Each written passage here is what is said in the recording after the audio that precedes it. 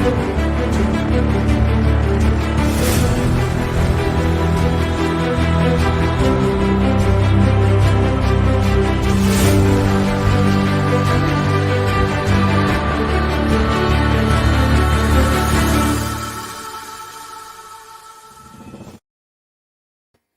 I love that opening. Welcome to another episode of Unstoppable Overcomers. I am your host tonight, Dorothy Odell, and tonight's sponsors for the show are Dr. Joseph Dottore with his book, Secrets in Depth. It is a factual thriller that shows the depths of darkness acquired after 3 decades, of service. You definitely want to get your copy today on either Amazon or Barnes & Noble. As well, we still have our Camaraderie Rescue Mission Summer Raffle. Purchase your t-shirt today and get a chance, get your name in the raffle for a 6-month Freedom Boat Club membership. If you're not in the Winter Haven area, don't worry. We have over 350 locations that can serve you, that you can definitely use that up to 4 times within those 6 months. So definitely go to www.tcrmi.org/shop to purchase your tickets today. And yes, I said tickets. Our programs need funding, and so therefore we need your help.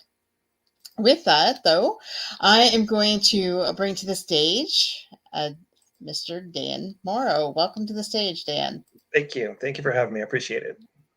You're welcome. I just got to say a quick shout out here to our friend Melody from Massachusetts. Melody is one of our biggest fans here at Unstoppable Overcomers. She is the shining light and a superstar for us here. So welcome. Nice. Welcome back, Melody. Thanks for joining us. So Dan, tell the world a little bit about yourself. Well, I've been married for 30 years to my wife. We just celebrated that in August. I got 2 kids. Our daughter just turned 29. Our son turned 25 in February. Live in Columbus, Ohio. Our kids are out of the house, and my wife and I joke all the time about we could move anywhere we want to in the United States. Where do we want to go? But ultimately, we just come back to Columbus. It's just like we just got to live here. So, but it's a great place to live, and I've thoroughly enjoyed it. So, yeah, we won't move. That's awesome. We actually drove through Columbus, I think, or by Columbus. I don't know. Like I said in the green room, we drove like 2,682 miles in the last 10 days between everything that we've been doing. So vacation and weddings and you name it. We've been doing it. You're such a sweetheart, Melody. So yeah, Columbus is awesome. How far is that from Canton? About an hour and a half, I want to say, maybe an hour or so. Okay, because like the Hall of Fame. An hour and a half, yeah. Yeah, we went to the Hall of Fame. Oh, that's on great. The way back. Oh man, I love that. Ever since I was a kid, I love football, and that's always been one of my favorite places to go was Football Hall of Fame. I love it. It's beautiful. Wow, my husband is a football freak and fanatic. I like football too. That doesn't mean that he's lucky because he has a wife that's willing to sit there and watch it. And so when he said that, he doesn't ask for a lot. So we made it happen. And, they get you as soon as you walk in, let's take your picture. Right, and then, one picture leads to $50 before you leave. There's always a catch like that. Yeah, exactly. But we have these cool tickets that look like we're our own rock stars and our own NFL players. So we have that. That's cool. That's cool. But yeah, highly recommended. If you haven't gone, go to the Hall of Fame. It's definitely worth it if you're a sports freak. So we're here tonight though, to talk about you. And so you're an author, Dan. Mm-hmm. Is the nuts and bolts of it. I know you know that, but the rest of the world doesn't know it just yet. So tell us about your book that you've had out for the last little while here. Yeah, it's called A Heartbeat in Danger, and the story revolves around the main character. Her name is Stacy Kent, and she's in love with her boyfriend, and she's got plans, to follow him to college, and they're going to have this idyllic marriage. And idyllic life in the future, and everything is mapped out for her. Well, as things happen, life intervenes, and the boyfriend goes out of the picture. Her parents had been divorced for a while, of course, and she doesn't get along with her mom. She doesn't see her dad very often, and she discovers that she's pregnant. And she's faced with this conundrum of, I've got all these plans and I've got everything mapped out for me, and I'm ready to go with my life. I'm ready to get that started. But now all of a sudden, what do I do with this? And she can't handle it. So she does make an attempt to, I guess, circumvent that is a good way to put it.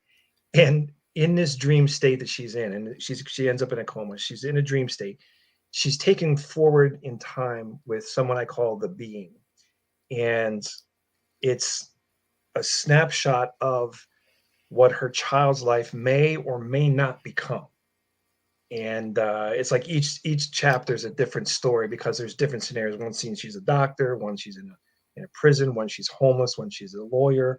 So there's all these different scenarios that could happen. So it was a lot of fun to write. I'll be honest with you, it was a lot of fun, but it was very challenging, very challenging. Yes. Right.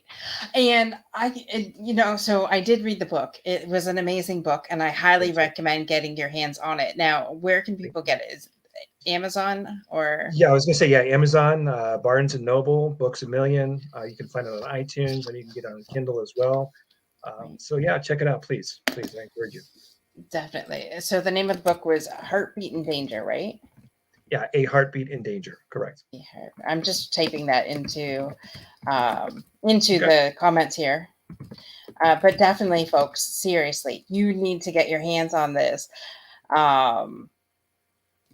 It is one of those books that I couldn't put it down, and it's just really, does she do it or does she not do it? And it was just one of those things that, well, I'm not going to give the ending away because you need to go buy it. So don't you give it away either.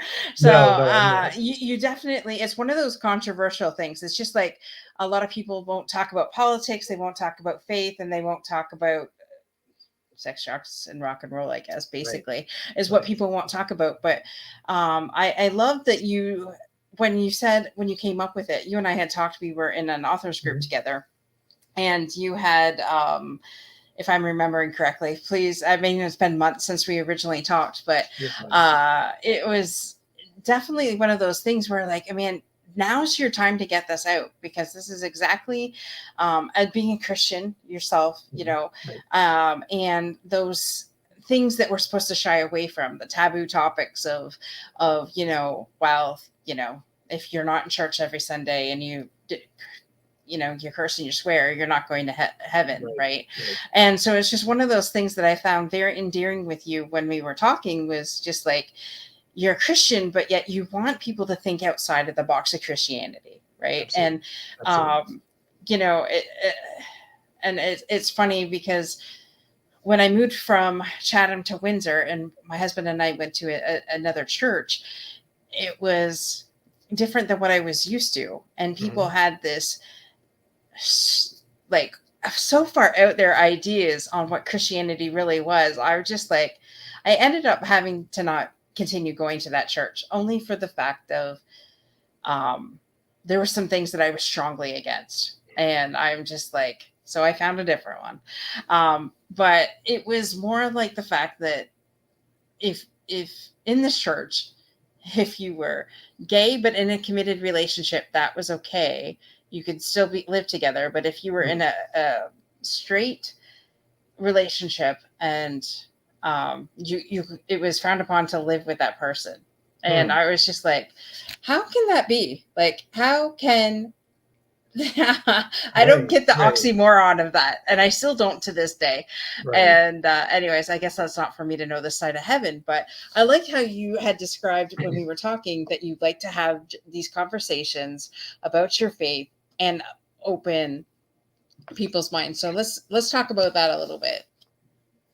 I came to, well, let me back up a step or two. I grew up in church my entire life. So I'm very familiar with, what's expected. And like you said, the structure, I guess you could say. Mhm. And like you said, the rules of, if you swear, if you do this, if you drink alcohol, all these little rules that we like to play and, put in place. And I've got very familiar with that. And it became a mindset. And I'm like, okay, as long as I'm doing this and this and this, I'm good. If I do that and that and that, I'm bad. So I got to stay on this side of good, and I'm okay. Well, there were circumstances that happened in my life that obliterated everything I thought I knew about faith, about friends, about family, about love, romance, whatever, about relationships in general. And at the time, I said it was the worst thing that could have ever happened to me. However, I look back on that now, this has been 30 some years ago, as the best thing that could have ever happened to me because it completely devastated everything I thought I knew about it. Because I realized then I'm borrowing faith from something else, and it's not mine. And everything I've relearned from that point till now about faith has been more meaningful and more passionate to me than anything before. So I'm glad that God took me through that circumstance to get me to a point to realize that there's a lot more to this. You don't just pray a prayer and you're good. That's it. That's all you need to do, and you're finished. He tells us to ask, seek, and knock. That means there's more to find out. You know, and I think that God buries these nuggets of gold in the most obscure places. Like with this book, for instance, I address a very specific um, circumstance. And I struggled with that. I really did the one section, and I'm not going to tell you what it is because you got to find out for yourself. But I struggled with it because I'm like, okay, this is one of the main points that people point to as, well, this is why you have to get the abortion, or this is why, what about this circumstance? They always trot this out.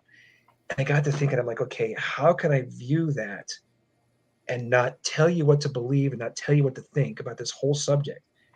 And I got to thinking about it as, again, if you look around the world right now, you can find negativity anywhere you go. Turn on your television, turn on your computer, where it's negative everywhere. Mhm. But if you dig for the gold, if you dig for good and you believe it's out there, you're going to find it. Something beautiful can be found in spite of all of that. And that's exactly the way I view this topic, is that something bad can happen, but you got to look for the good. What's the positive here? Where's the good thing that comes out of it? What's beautiful about it? Because it's there. You just got to look for it. Absolutely. It's when you were talking, there's two circumstances that came up in my mind. First of all, we'll go to Melody's comment here first. She goes, agree wholeheartedly with you, Dan. Faith is deeper than people see. There's a light in everything. Absolutely. Even in my Mhm. darkest moments. And one of them was a year ago, last Wednesday, Oh, wow. watching my dad die and being in a coma and coming out of it and everything I'm like so that. sorry. And thank you. Um, and knowing, like, you're seeing this, you're seeing Yeah. the best man that you've ever known next to your husband going through the worst thing in the world. Hmm. But I said to my mom, even in those moments, there's got to be something good that comes out of this. Yeah. I don't know what it is at this moment, but I can assure you something good's going to come out of this. Right. And I Right. said to her, we're going through this so that we can help other people, Hmm.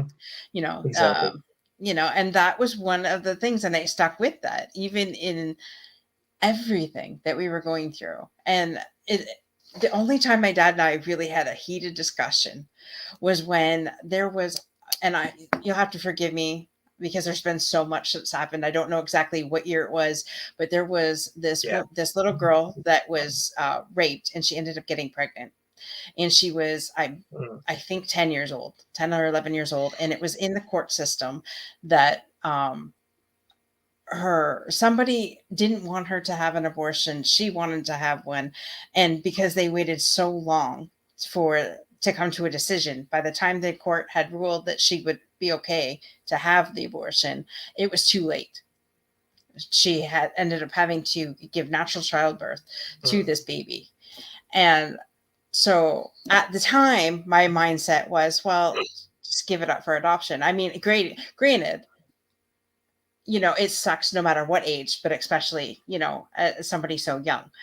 But I thought, she can always give it away. And my dad says, so you're going to allow this girl that has been brutally raped give birth to a child when they could just get rid of it?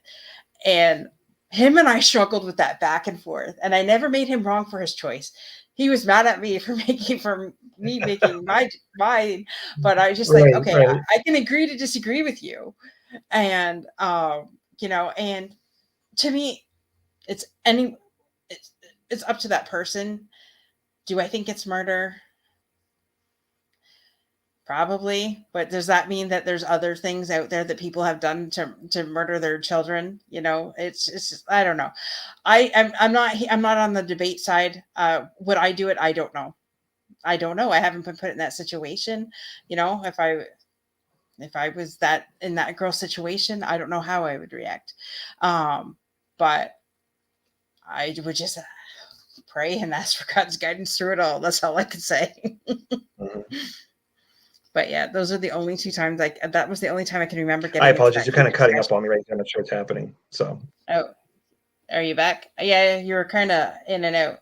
There we go. You back now? Sorry, folks, we're having some difficulties. Hey, James, thank you. What's up with you, James? All right. Are you back, Dan? yeah, you mentioned right, right, yeah, right. Light. Yeah, I'm still here. Yeah. All right. Well, Dan, I'm sure we'll be back. Technical difficulties for sure. And this is one of those subjects that no one wants to talk about. But that's okay. That's what we do here on this show. Uh, we have those conversations. Let me there. Oops. No, hold on. There we are. There we go. There we I got you back. are. Okay. No, you mentioned debate, and that's kind of what the book touches on is that it's kind of unique because it came from a real life conversation. The book was born from that conversation I had with um, uh, someone who I've known since she was 8 years old, and she's my daughter's best friend. She's become part of our family, and she was pregnant, and she was going through all of the emotions that you can imagine. My life is over, it's ruined, I don't know what I'm going to do, I don't have any support, how do I handle this, am I going to be a good mom, whatever. And in that moment I realized, okay, I can't sit here and spout off all the Bible verses that I know to her, because that's not going to help. And I can't sit here and bully her into saying, well, no, you got to go to this clinic and get this done. Neither one of those was going to work in that moment. She needed me to be in that moment with her Yeah. and just feel that pain that she was feeling. And I multiplied that conversation by how many thousands of other women are out there that are feeling the same way. And all we've heard for 50 years is this shouting back and forth of yes, no, yes, no. I understand the intent behind it. I understand the passion that goes into that. I get it, but it comes out wrong, in my opinion. This is just me. It comes out wrong. Mhm. And it hasn't changed anything. Quite honestly, for 50 years, that's all we've heard. We've come to expect it. And my thinking is in writing this book was, if you shut out the noise and just close that off, you get some people you trust, and you get in a room and you ask some difficult questions. You ask some hard questions. Yeah. You're going to figure this out. In one way or the other, you're going to find out what's real and what's not. Now, I had to come at her and say, no matter what happens here, I love you. I'm going to love you regardless of what you do. You're part of Mhm. my family now. And I think that's one of the hardest things that any Christian can do, is to tell someone that they may potentially do something that you completely disagree with, but you still love them. And that's hard to do. And it's hard for me to do. I would tell my kids all the time, no matter where you go, what you've done, what you say, where you've been, I love you because that's how God loves us. And I knew it was more a challenge to me than it was for them, because I had to back that up. And they tested me on that, trust me. So, but it's that situation of being a Christian, because we have the truth, we know everything. Mhm. And that's how we come across a lot of times. Right. And I get that. Again, I've seen it, Mhm. but the reality is you have to love that person. You've got to love people no matter what, no matter how they come across to you. And that is so difficult to do. It's just so hard. But that's what it drove me to. I love that you said that because I have, without disclosing who it is, I have a friend that's going through something with one of her children. And what it all boils down to is sometimes kids can be little shits no matter what. Let's just Yeah, face it. And sometimes we love our children, but sometimes we don't like our children because of some of the things that they do. And absolutely. what it boils down to though is just having love and compassion in the moment with your children, understanding, and like you said, giving unconditional love to them no matter what. And I don't always agree with everything that my parents or my nephews have done.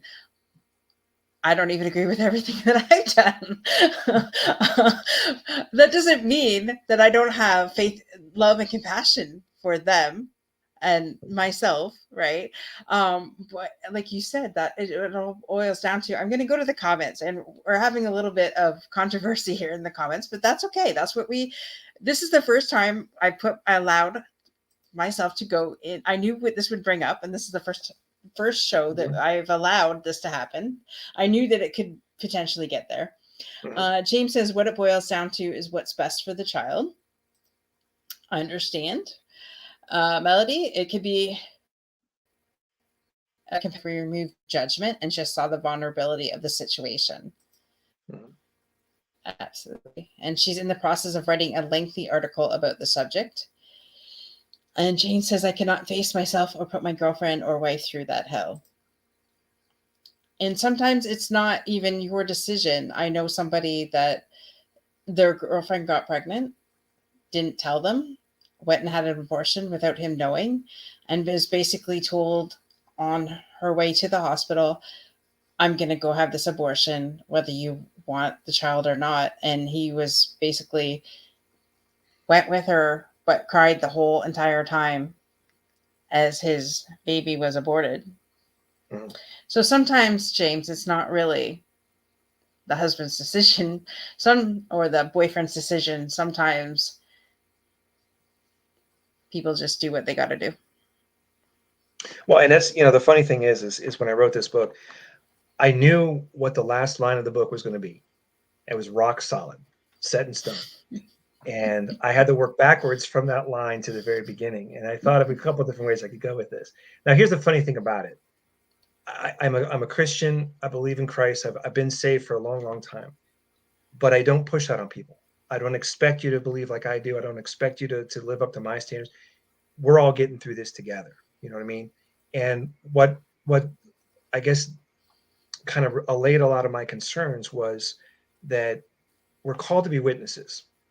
And I thought, okay, what does a witness do in a trial? You're not the judge, you're not the defense attorney, you're not the jury.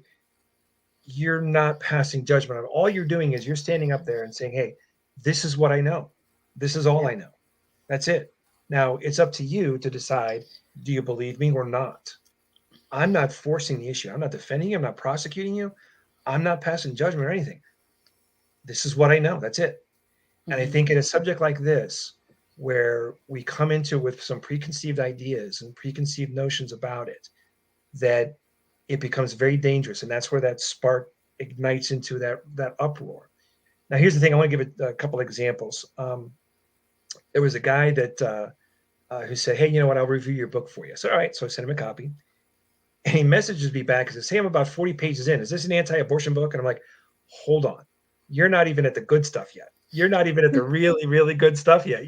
I said, give it a Yeah. little more time. Just push forward. I don't tell you what to believe. I don't push an agenda here. And I don't. No. And I said, just give it a little more time. He's like, okay.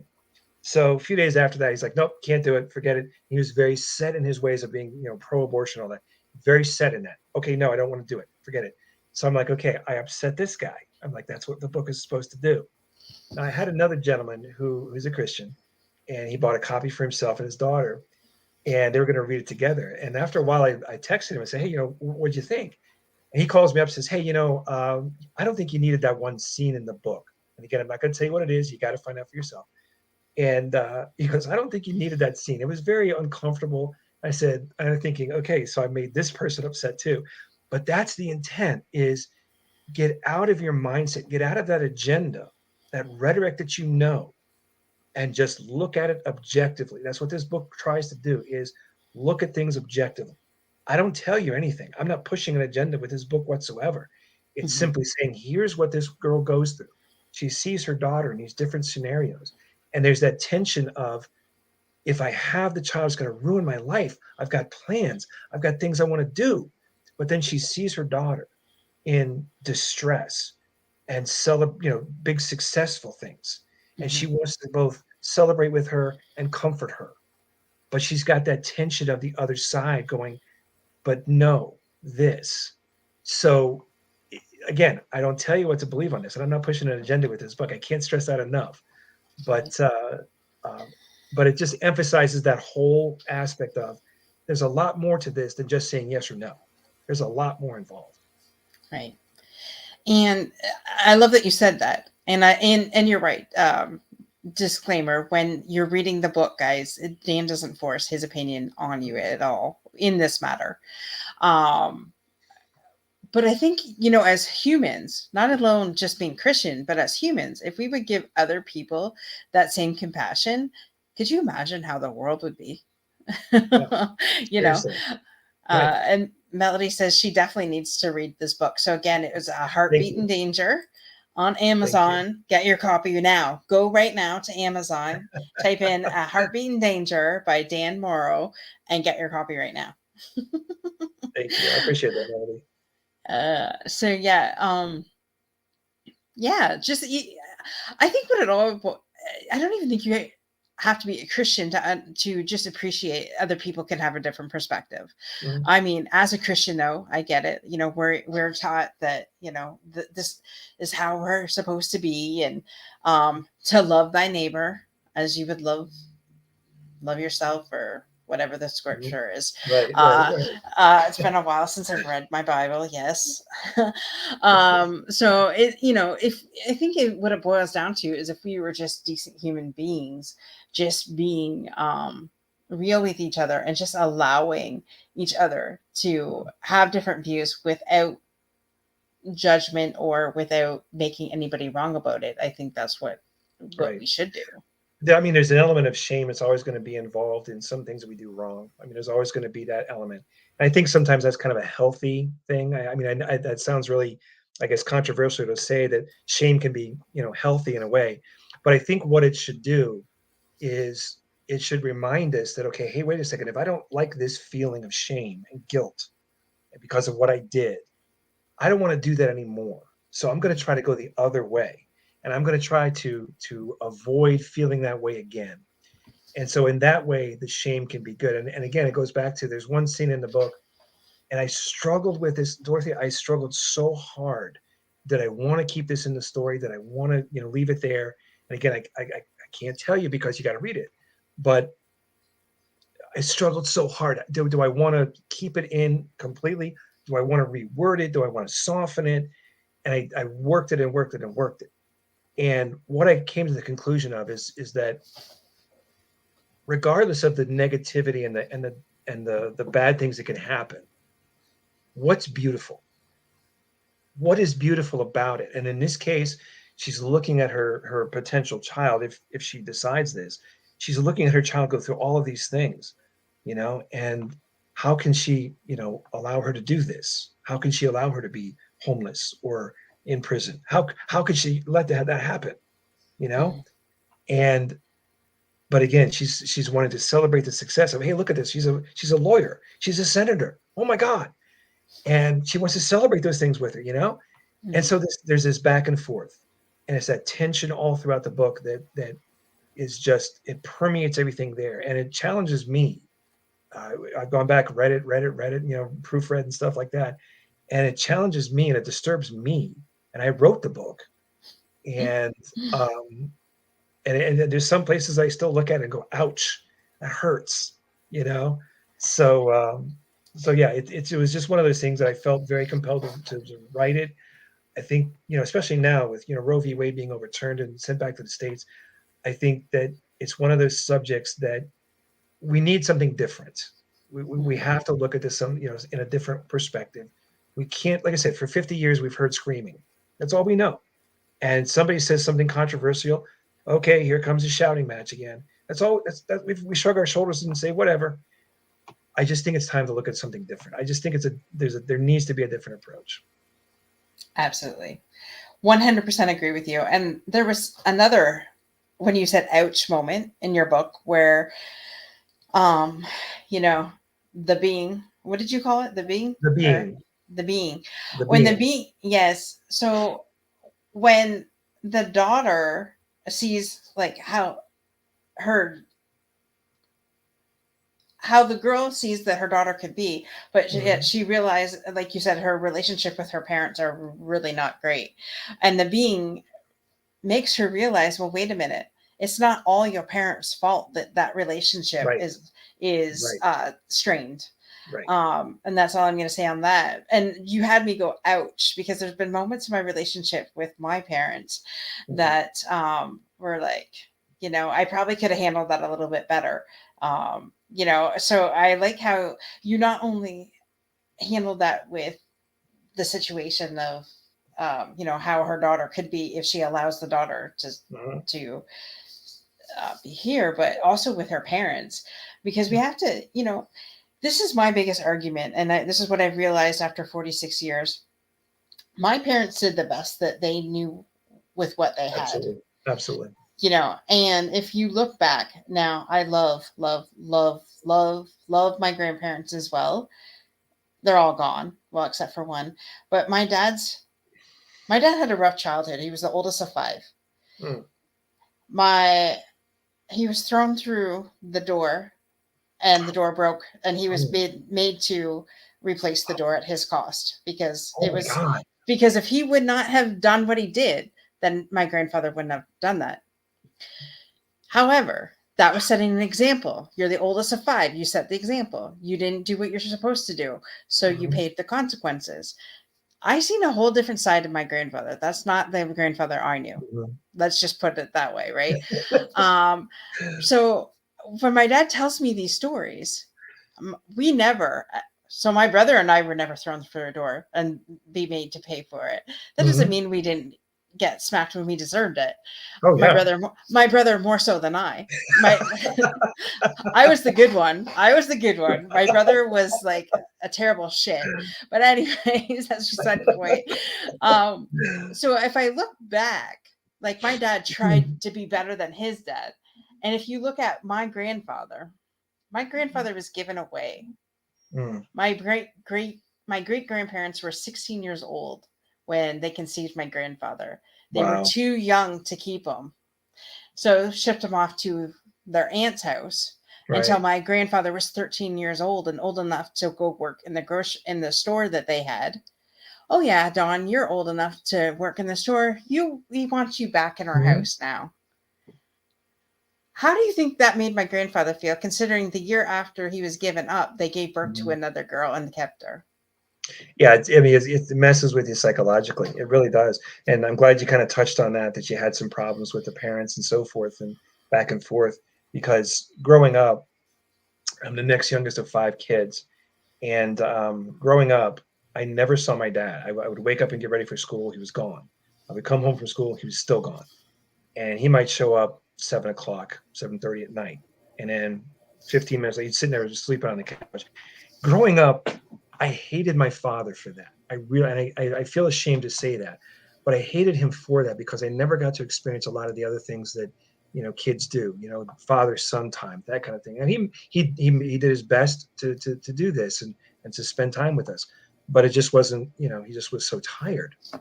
And for the longest time, I carried that grudge. And then at some point in my 20s, I realized, hold on, he's the only person working to support six other people so I can live the life that I want to live and go do the things I want to go do. Mhm. He's responsible for that. It completely flipped the script. Now the coolest thing is that my dad loves baseball. And he played the game when he was in high school, and never been to a major league game. And there were some guys from my church that were going down to a Reds game. So I'm like, I got to take my father. I got to. So it sounds weird that I got to take my father to his very first major league game. But on the ride home, he starts with, Dan, he says, look, I am so sorry that that I never spent time with you. I'm so sorry that was never there. I said, hold on, Dad. I said, wait a minute. And I explained that to him.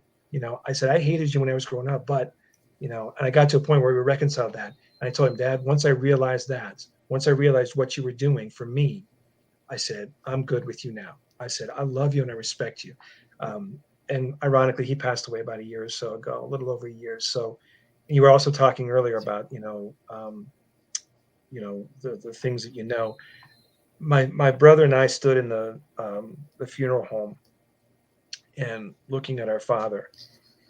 And on one hand, we were sad because he's not there anymore. He's not there. We can hug and say, look, Dad, we're proud of you. We love you.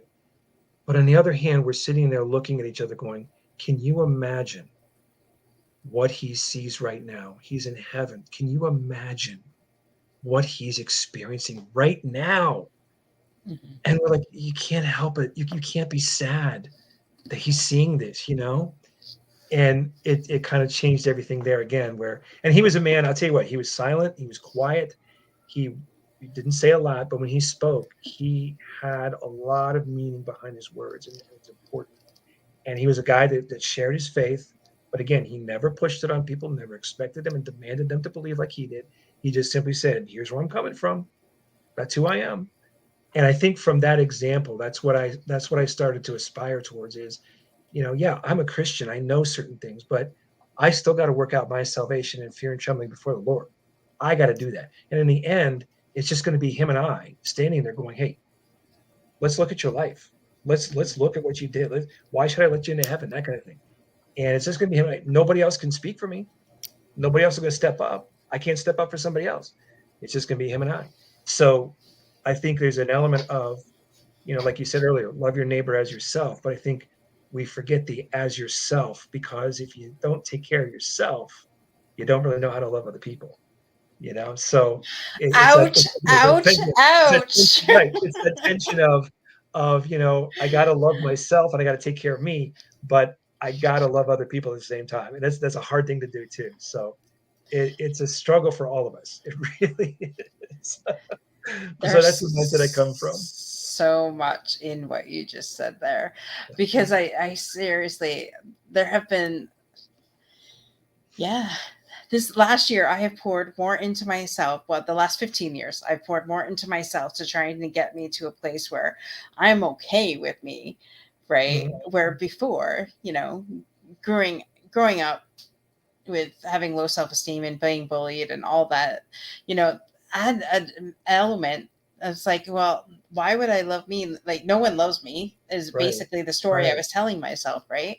And I just got it now when you said that, because I'm the one that said it. Love yourself, love your neighbor as you love yourself. And I'm like, well, if that's the case, some days you all wouldn't want to be my neighbor, Right. Right. right? It's that's the hardest thing to do, and and that's kind of the way I view Christianity, is that like I said earlier, is that we get saved and we say the prayer, we go to these churches, we hear these sermons, and it reinforces the fact that, hey, you know what, we know the truth, we know everything, we've got it all right here, we hold it in our hands, it's the Bible, and there's a lot to be said for that. Don't get me wrong, I'm not trying to bash it and say it's wrong or anything like that. There's a lot to be said for that. Yeah, you do know the truth, but at the same time, the people that don't know what you know, how are they going to perceive that by looking at you and me, especially me? How are they going to see that? Are they going to see something that's good? Are they going to see somebody that forgives? Are they going to see somebody that loves you no matter what? Are they going to see somebody who's kind? Are they going to see somebody who sets up boundaries? And what are they going to perceive from you? And that's a lot to live up to. And I got to admit, I fail on that more times than I care to mention. It's embarrassing, but I do. But it's something to aspire toward. And well, Dan, I have to admit, there's been some days I look at myself, like when I'm really in my theoretical stage in my life where I'm like, oh, if I'm saying I want to live my life this way and I want to Mhm. be the next Oprah Winfrey, how does that look? How does my actions really dictate that? Right. And Right. there's some days I was like, I cringe. I'm like, oh my God, especially if you happened to see me on the day that some idiot decided to cut in front of me on the expressway to work. Like, and I, you know, if it's been one of those moments, you definitely don't want to see me at that moment. Exactly. But Yeah. I'm just like, ouch, like that's a self checkup right there. Mhm. And, and it shouldn't matter if there was somebody that decided to zoom in front of you and Right. cut Right. you off on the expressway. We shouldn't be acting like that. However, there's this thing called human, Mhm. and which or how does Kimberly say that? A spiritual being with a human moment, I think was what Kimberly says. I like that. I like Yeah. that. Yeah, Kimberly says that all the time. She checks me all the time.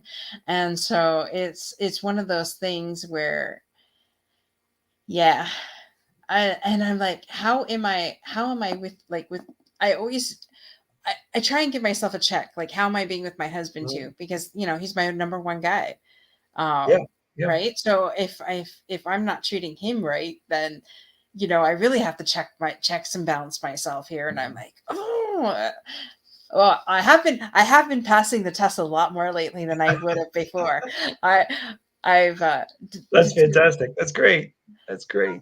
I mean, It's I have it's my funny own because scoreboard. it's kind of funny because we were talking all about how faith intertwines with our lives and how we should allow it to permeate, especially for Christians, and how we should try to again aspire to be holy as He is holy and to model the lifestyle of Jesus. But it's not easy for us to do. But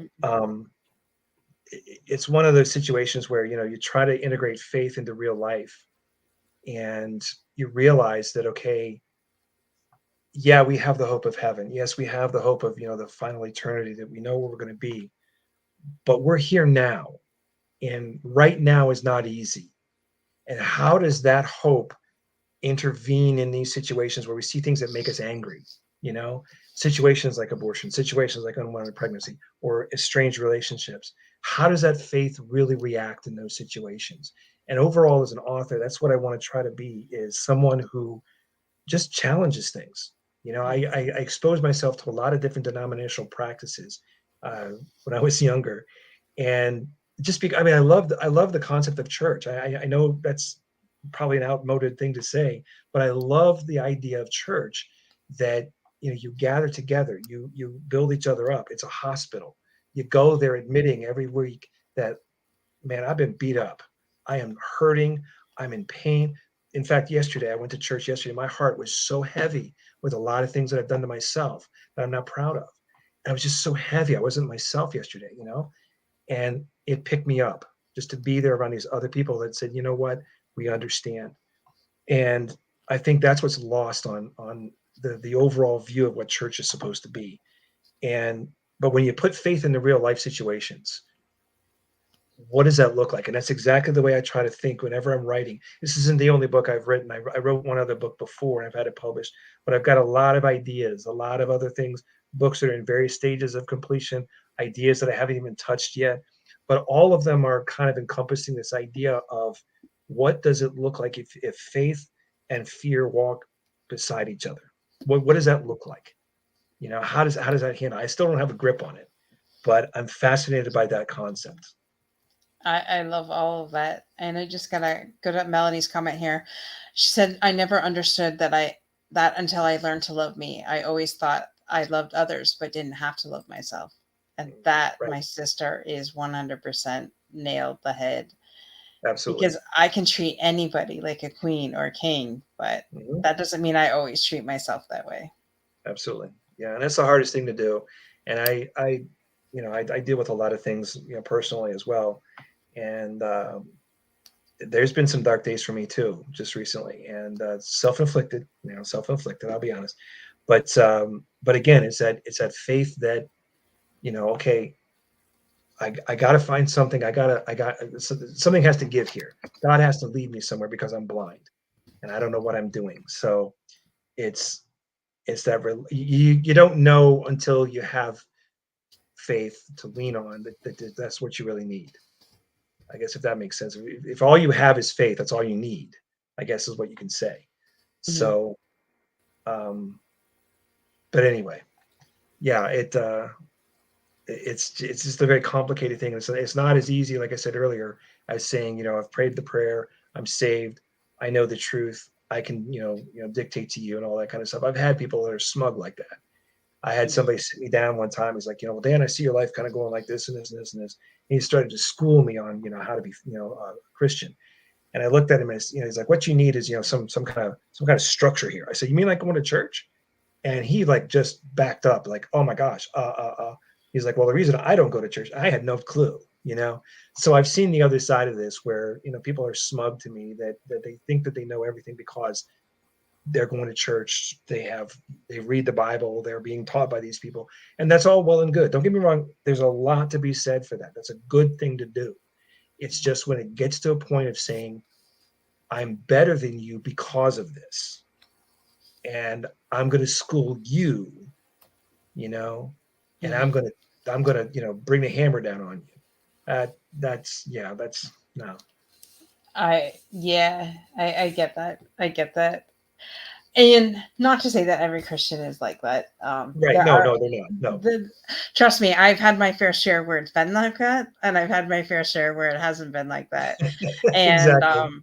I don't know where you guys, but where I'm at, when COVID hit, all of our churches had to basically shut down. Yes. And the one church that we had moved to, it was in the theater. So we went from a regular, like being in the regular church to a theater type thing. And then when COVID really hit, there was like nothing. You went online. Right. And so the church that we were attending, I'm not even sure if it's in existence anymore. So it's funny you said that, because I felt the last week or so that I need to get back into and that fellowship with others. So funny that I'm surrounded by churches where I live. I could walk to like 2 or 3 of them on Sunday morning. So that might be something that I'm going to have to do. I'll tell you what, it's the easiest thing in the world not to go to church. I don't know why that is, but it's an easy thing not to do. And I'll tell you what, Dorothy, there's been a lot of times when I'll wake up on Sunday morning and I'm just literally thinking, there is no way I want to go to church today. None. There's just no, I'm not going to go for it. And there's always this little voice that goes, hey, you know what? Maybe you should go. Maybe you should be there. And 9 times out of 10, when I force myself and listen to that voice, 9 times out of 10, I get blessed and a half by being there, because there's something there that I needed to hear. And there's something that was applicable to me personally in the situation I was dealing with. So I always try to pay attention to that voice. And if it's there, I make myself, I'll be honest, I've given in and said no, but more often than not, I try to follow through. But so I love that. All right. Well, it's coming to the second half of our show. So I'm going to bring the lovely and amazing Kimberly up onto the screen. And there's Mr. Jerry. So welcome. Wow. So welcome, Kimberly and Jerry, to the show. And I'm going to allow Kimberly to take over this part of the show. And so over to you, partner. Thank you. Thank you. What an amazing show tonight. And this could easily be a 2-hour show.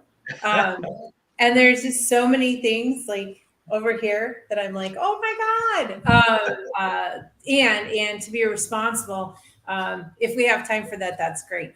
And I just, first and most, I acknowledge you for the work you're doing, that, where you're being led, where your song is, where your heart song is, and sing it. That from someone who can truly relate to your commitment to bringing healing and restorative love to dark places and can relate to it. Keep up the phenomenal work. You're amazing. Absolutely amazing. So grateful to have you on the show. With that, I'm going to introduce Jerry Maury. And Jerry is a professional musician and teacher and extraordinaire, among many other things that he is phenomenal at. And Jerry, go ahead and share what you would like people to know about you tonight so we can direct them to you, because Jerry is our sponsor tonight. So I'm here to talk about sex and drugs and rock and roll.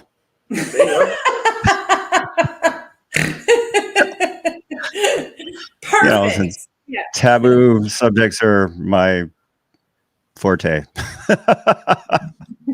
So I love that. yeah, no, it was just a good riff off of what was said earlier. So anyway, It is yeah, I absolutely am a perfect. blues Yep. musician in Chicago, and yeah, and yeah, COVID was a little rough, but so this summer I've been working as a lifeguard with the Chicago Park District, so that's been pretty cool, and so Jerry, yeah. tell them about what offerings you have inside of being a musician. You can play out at different locations, and you also teach, and you offer lessons. Yes. I do offer lessons. Yeah, my lessons are all online right now, and so I offer lessons in strings. So guitar, bass, ukulele. So for anybody that wants to play, I can get you. With 4 chords, I can get you playing 70 songs and just rearranging those same 4 chords. I can have you playing another 200 songs. So you can go I love from that. playing ice cream changes to what I call axis of awesome changes. And you can basically get away with playing probably about 300 songs. And I can have you doing that in about 2 hours, so 2 lessons. I know, So, right? yeah. And I actually wrote a book too. It's about memorizing the guitar neck, because when I first started learning guitar, one of the things I knew is I got to know the instrument, and it felt like, and I learned some basic patterns, that we all learned, right? These same basic ideas, these same basic patterns. And then I really didn't know how to start, being able to use them and, just freely all over my instrument. And it wasn't until I read it was a technical book, but it was a really cool book in terms of like the conceptual ideas. And the first paragraph of the first chapter said, there are 3 ways to approach the guitar: horizontally, vertically, and a combination of the two. And if you leave out one, you're leaving out 2/3 of your ability. Hmm. And I had learned vertically. I'd learned these vertical concepts, and it just left me like, even after I studied guitar in college, that I had left me with this feeling of vast blankness of understanding my instrument. And so I started to take on I created exercises, and I ended up writing a book about it, and took on just made up exercises from that one paragraph of that book. And, then I've taught that ever since. And so I have a book on that. I call it I can't remember even the name of the book. I'd published it a while ago. But it's about, I call it the unitar, the science of the unitar, and really being able to play up and down all your ideas on one string. Amazing. And yeah, what it starts to do is it changed.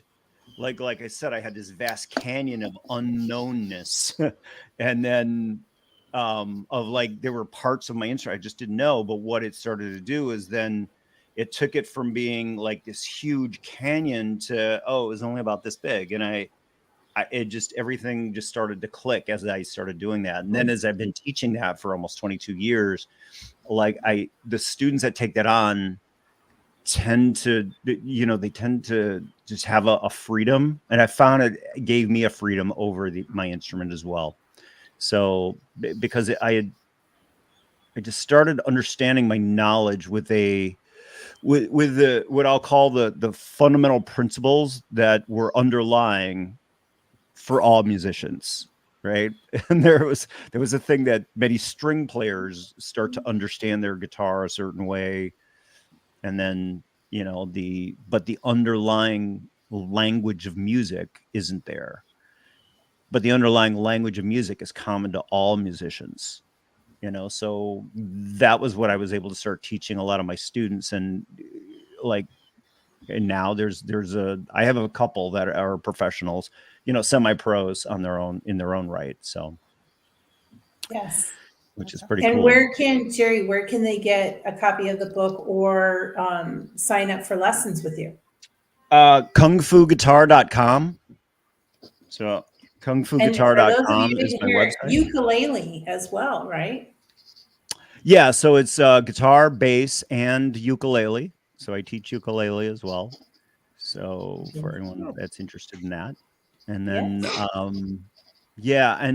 I haven't had a lot of performances this summer, and I'm hoping to pick that up again this, you know, as we start going into the fall more, and my situations start changing, you know, and picking up a little. so Perfect. yeah. All right, perfect. And anybody who is even considering picking up a guitar, highly, highly, highly recommend Jerry. He is phenomenal. So Yeah, Jerry, and I do have kungfuguitar.com is I also have a YouTube channel. So there's some performances on that as well. So on the YouTube. perfect.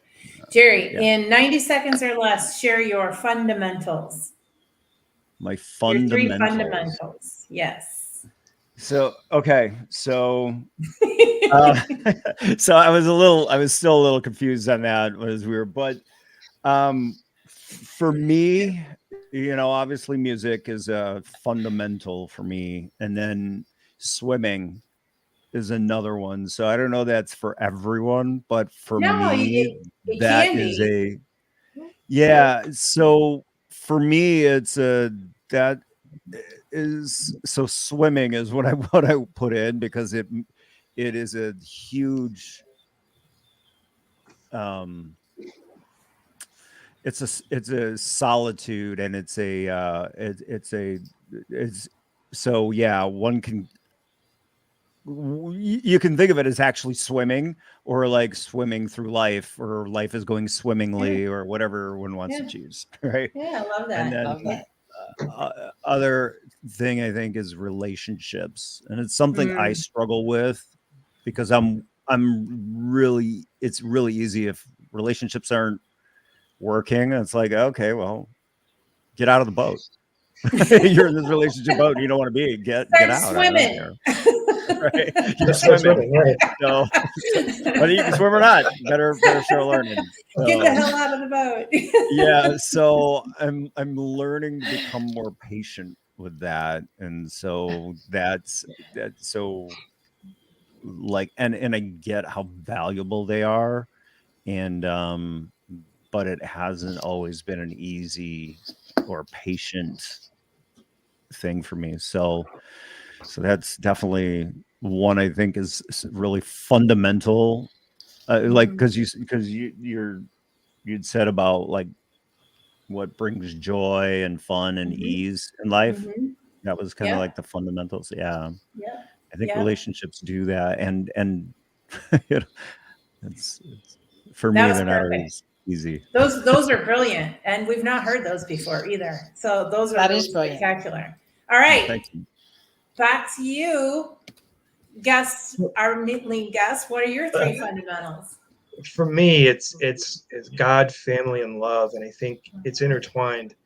Where if I always heard, or somebody put it this way, that if you want to understand vertical relationships, or no, horizontal relationships, look at the vertical relationship. If you want to understand the vertical relationship, look at the horizontal.